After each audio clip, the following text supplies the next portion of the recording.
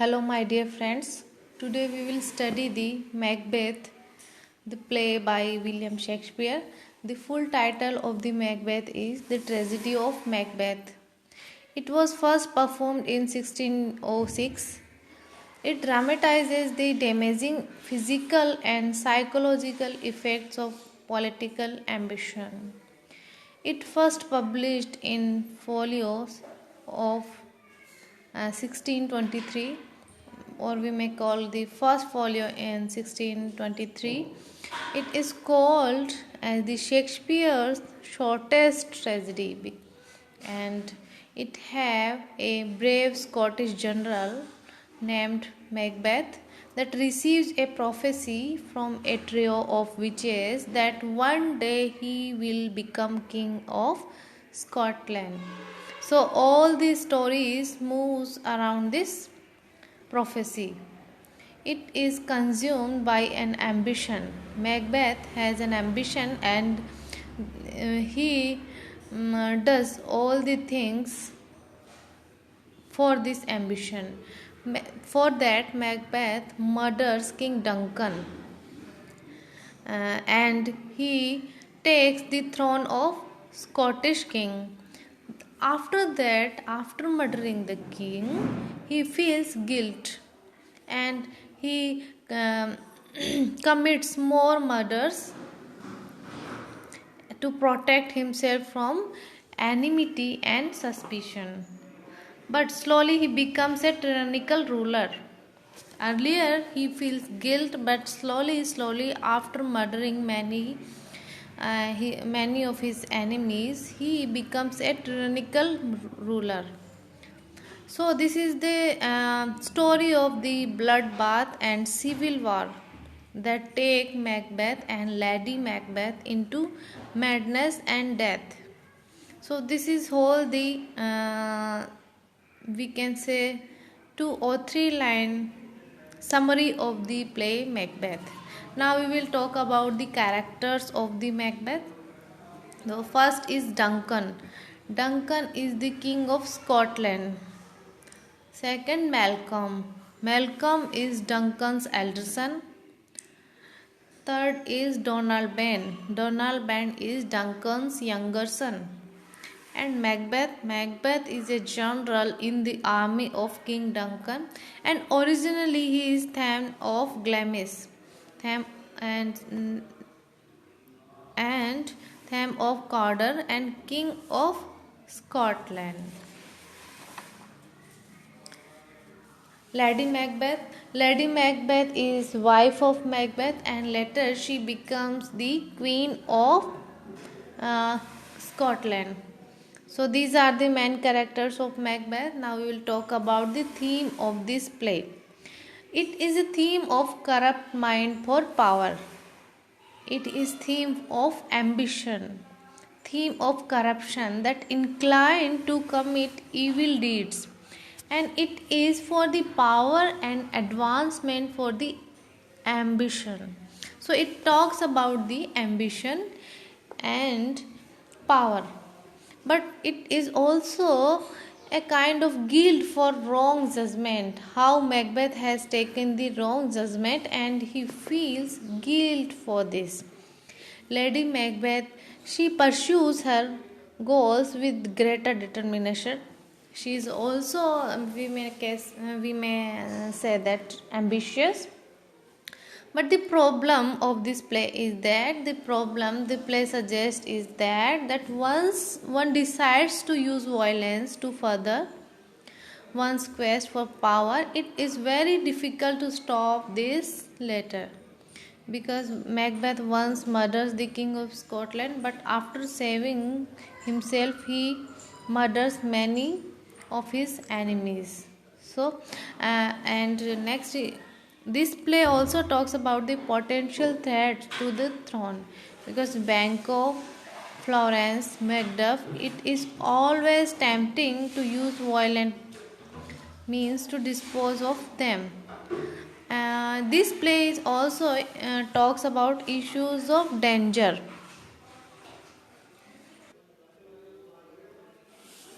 This also talks about the issues of gender, because Lady Macbeth, she manipulates her husband by questioning his manhood.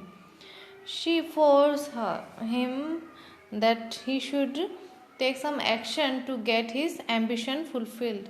She also goads her husband on to murder, and she equates masculinity with naked aggression, and whenever they converse about manhood, it results in violence. So audience also notice that women are also source of violence and evil in this play. Lady Macbeth provides her husband the brain and willpower for plotting. That's why it is called Shakespeare's most misogynist play. So it talks about the gender issues also. Some of the critics have been criticizing this play as the Shakespeare has portrayed the Lady Macbeth uh, uh, as in the misogynist aspect. Now we will discuss the plot of this play. It is a story of a soldier whose overriding ambition and thirst for power, it resulted in violence, and he becomes a murderer. It is a story of conflict between Macbeth and himself as he debates whether or not he will violently seize the power. So he wants to become a king of Scotland.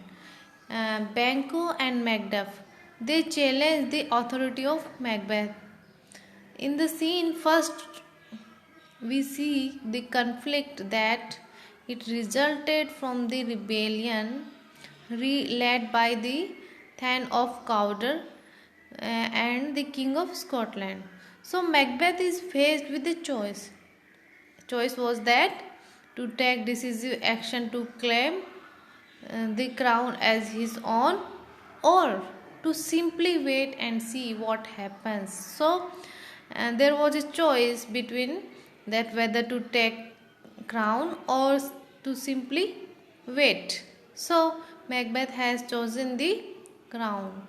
It was the kind of tension between the duty and ambition that sharpens when Lady Macbeth, the wife of Macbeth, she learns of the prophecy that her husband will become a king.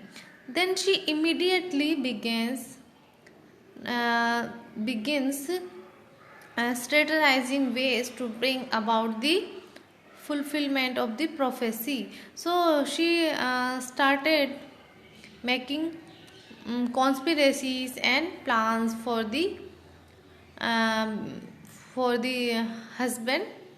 So this expository speech between Lennox and the Lord in Act 3, Scene 6, it clarifies that the political loyalties has shifted and Macbeth is need to be deposed. So Macbeth's rule is disastrous for Scotland as a whole, and as Lennox laments the fate of his own suffering country, it is Macduff's declaration of personal enmity against Macbeth, and Macbeth gets defeated. So this is the plot of the Macbeth. Later Macbeth's arrogance here, his arrogance over reliance and his misinterpretations of the witch's prophecy that leads him towards the downfall. Actually, he misinterprets the prophecy that witches pelter us in double sense. Keep the word of promises to our ear and break it to our hope. These was the these were the sentence of the witches. So this play is a brief falling action that allows for the promise of a brighter future under Malcolm's new reign. So this was the summary, and the setting of Macbeth is that it is set during the 11th century in Scotland. and the scene by scene or act by act explanation we will deal in our later videos.